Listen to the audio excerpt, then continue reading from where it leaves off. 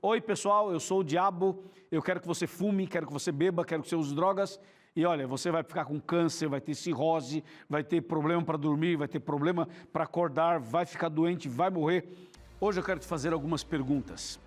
O diabo tem algum plano para destruir as pessoas? Que plano é esse? Você acha que o diabo usa um plano explícito, de forma direta, ou ele usa uma estratégia mais camuflada? A Bíblia revela a estratégia do inimigo? A Bíblia revela os planos dele para destruir as pessoas? O que Deus tem a nos dizer sobre esse assunto? E tem mais. Se você descobrisse a estratégia do inimigo, você acha que essa descoberta levaria você a uma mudança de postura e a uma decisão mais acertada e mais profunda nas coisas espirituais? Você tem consciência do plano de Deus? Você tem consciência dos planos do inimigo? É importante ter o conhecimento daquilo que é certo e estar atento com aquilo que é errado, para que você não seja enganado, para que você não seja enganada. Hoje você vai saber qual é a estratégia do inimigo. O inimigo trabalha de que maneira? Vamos analisar.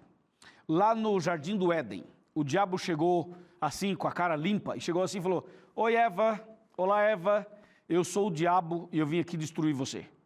Foi assim que ele fez? Não, claro que não. Já viu quando tem uma propaganda de cigarro, ou de bebida alcoólica, ou de alguma outra droga? O diabo não chega assim e fala assim: oi pessoal, eu sou o diabo, eu quero que você fume, quero que você beba, quero que você use drogas, e olha, você vai ficar com câncer, vai ter cirrose, vai ter problema para dormir, vai ter problema para acordar, vai ficar doente, vai morrer. Você acha que o diabo vai dizer isso? Não. Você acha que o diabo vai colocar assim uma casa noturna e vai dizer assim: casa noturna, entre e vá para o inferno? Lógico que não, lógico que não. Você acha que o diabo vai chegar para a pessoa e falar assim: oi, eu sou o diabo, vou destruir você, quer me seguir? Lógico que não. Então como é que o diabo faz? Eu vou te mostrar. Ele faz como ele fez com Eva. Ele chegou até Eva usando um intermediário, usando um médium, que foi a cobra. Então ele se escondeu atrás da cobra e sutilmente ele foi chegando e foi conversando com a Eva e foi enganando a Eva e levando a Eva à perdição. Hoje é a mesma coisa. O diabo não aparece como ele é. Ele usa uma pessoa, usa uma situação, usa uma filosofia, usa uma ideologia, usa um conceito, usa, quem sabe, algum pensamento, ou até mesmo uma onda, uma moda, uma situação que envolve quase todas as pessoas, ou a maioria, e ele vai envolvendo, de maneira tal que você não percebe, quando vai perceber, já está preso, já está enrolado, já está nas mãos dele. Por isso, é importante ficar atento a esse tema hoje. A Bíblia revela a estratégia do inimigo. A Bíblia revela. E eu vou te mostrar claramente qual é a estratégia dele. Esse tema é tão importante, mas tão importante, que eu vou dividi-lo em dois. E você vai saber hoje e na semana que vem os detalhes da estratégia do inimigo. Veja só, o diabo tinha e tem um plano. Eu vou primeiro mostrar o plano dele. Olha só, vamos para o livro de Daniel.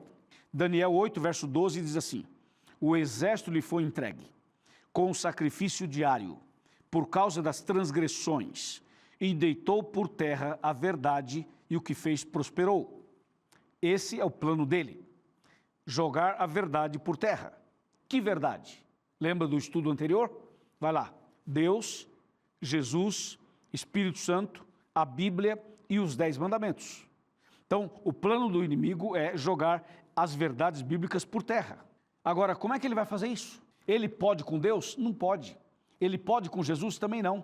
Ele tem força contra o Espírito Santo? Não. Ele pode acabar com a Bíblia? Também não. Ele pode destruir completamente os 10 mandamentos? Também não. Então ele não pode fazer isso. E se ele não pode, como é que ele planejou isso daqui? Claro, aí que entra a artimanha do inimigo. Por isso a Bíblia revela que o diabo quer lançar a verdade por terra. A pergunta é como? De que maneira? Atenção para isso.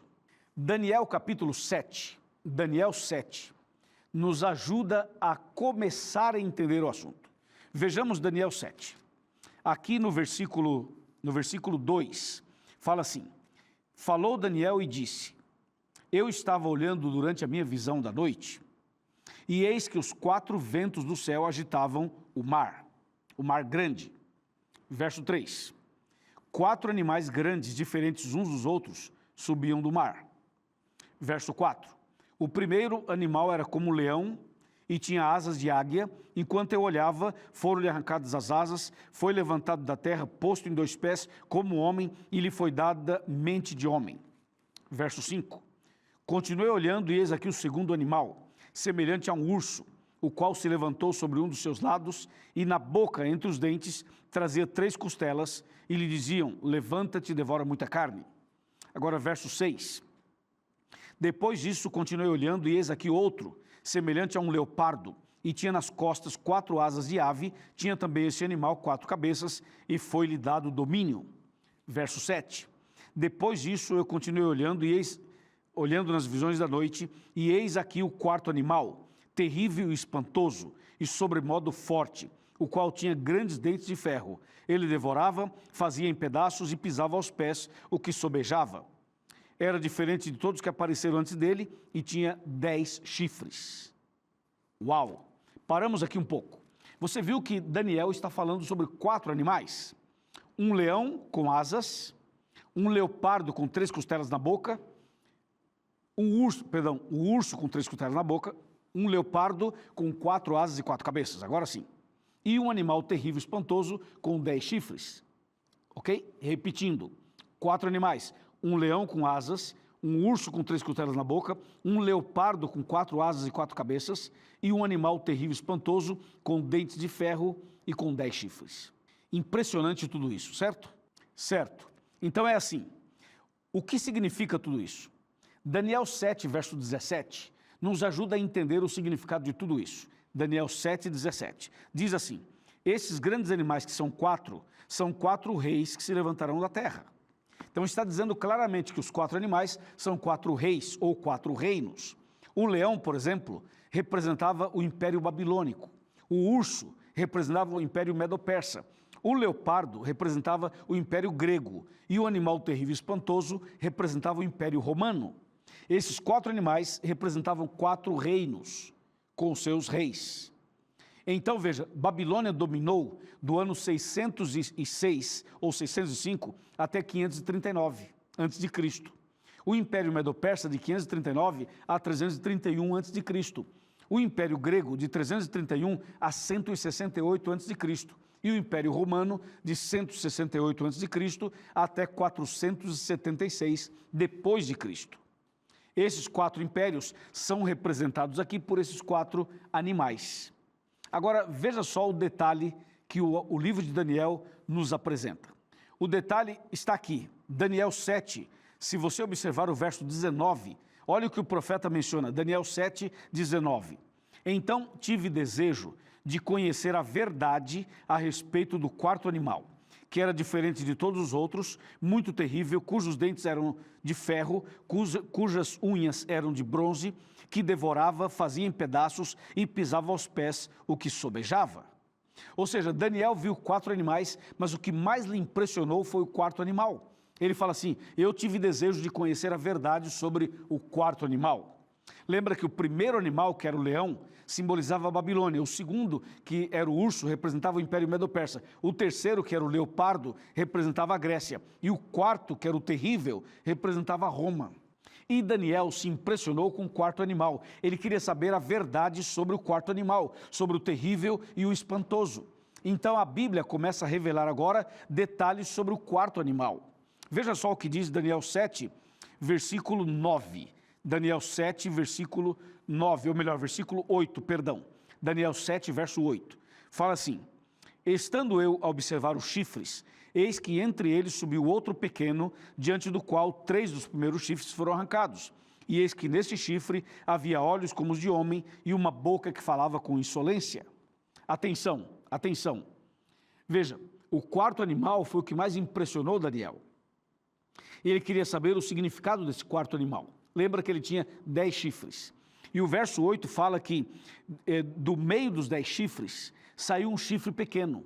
E esse chifre pequeno, quando ele se levantou, ele destruiu 3 dos 10. Olha que interessante. E diz que esse chifre que subiu e derrubou 3 dos 10, ele tinha olhos, de homem e uma boca que falava com insolência. Olha que quadro bem apocalíptico que aparece aqui em Daniel.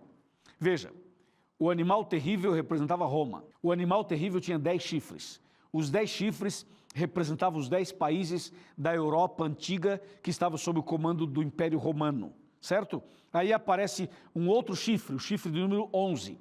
Quando ele aparece, ele destrói 3 dos 10. Então 10 menos 3, 7. Com esse que subiu, 8. E esse que subiu, ele tem olhos e boca que fala com insolência, que fala com autoridade. Que curioso isso, né? Analisemos então esses detalhes. O Império Babilônico passou. O Império Grego também passou. O Império Medo-Persa também passou. E o Império Romano também passou. O Império Romano terminou no ano 476 depois de Cristo. Agora veja, quando terminou o Império Romano, então em seguida aparece um outro poder de Roma, que é o poder religioso papal, ou o sistema papal, que surge em 538. Veja, o Império Romano termina em 476 depois de Cristo. E em seguida surge a Ponta Pequena, que é um símbolo do poder religioso de Roma. Essa ponta pequena, com olhos e com boca, aparece depois, como nós acabamos de ler aqui no capítulo 7, verso 8. Entendeu ou não? Então nós temos o Império Romano como império, politicamente falando e tal, mas em seguida surge a ponta pequena. E essa ponta pequena representa o poder religioso, papal, que surgiria em Roma e que teve o seu domínio, teve a sua força a partir do ano 538 depois de Cristo. Agora, com esse entendimento bíblico histórico, eu vou lhe mostrar o que essa ponta pequena, esse chifre pequeno faria. E aí você vai entender o tema do programa de hoje, que é a estratégia do inimigo. Quer ver? Voltemos para Daniel. E agora nós vamos para o capítulo 8 de Daniel. Daniel, capítulo 8. Aliás, vamos voltar no 7, depois eu leio o 8. Então vamos para Daniel 7 primeiro, outra vez. Daniel 7, versículo 25. Falando da ponta pequena, falando daquele chifre pequeno, diz assim: proferirá palavras contra o Altíssimo, magoará os santos do Altíssimo, e cuidará em mudar os tempos e a lei. E os santos lhe serão entregues nas mãos por um tempo, 2 tempos e metade de um tempo. Uau! Isso é incrível! O verso 25, Daniel 7, 25, fala assim: essa ponta pequena que surgiu do animal terrível, ou seja, esse poder religioso que surgiu de Roma, iria, como diz o verso 25, proferir palavras contra o Altíssimo, iria magoar os santos do Altíssimo, iria cuidar em mudar os tempos e a lei, e que os santos, os servos de Deus, seriam entregues nas mãos deles por um tempo, 2 tempos e metade de um tempo. Isso aqui é muito profundo. Isso aqui é extremamente significativo. Eu quero que você entenda bem, nem que eu termine o programa com esse texto. Mas você precisa entender isso daqui. Então veja só, a ponta pequena representa o poder religioso de Roma, que passou a se chamar sistema papal. Ou seja, o domínio papal começou em 538. E aí aconteceu exatamente o que está no verso 25. Se você pegar, por exemplo, a lei de Deus, porque aqui fala que eles mudariam os tempos e a lei. Se você pegar a lei de Deus, os 10 mandamentos, que estão lá em Êxodo 20, você vai ver que a lei de Deus, ela continua intacta, ela continua perfeita. Porém, se você comparar o que está na Bíblia com o catecismo romano, você vai ver a diferença. Você vai ver exatamente o cumprimento dessa profecia aqui. Eles mudaram realmente os tempos, ou seja, o calendário, e também a lei de Deus. Onde fala, por exemplo, das imagens, que é o 2º mandamento, no catecismo foi tirado isso. Onde fala do sábado, que é o 4º mandamento, no catecismo está domingo no lugar do sábado. E se você pegar o 10º mandamento que está na Bíblia, você vai olhar no catecismo e o 10º foi dividido em 2 para cobrir a brecha do 2º que foi tirado.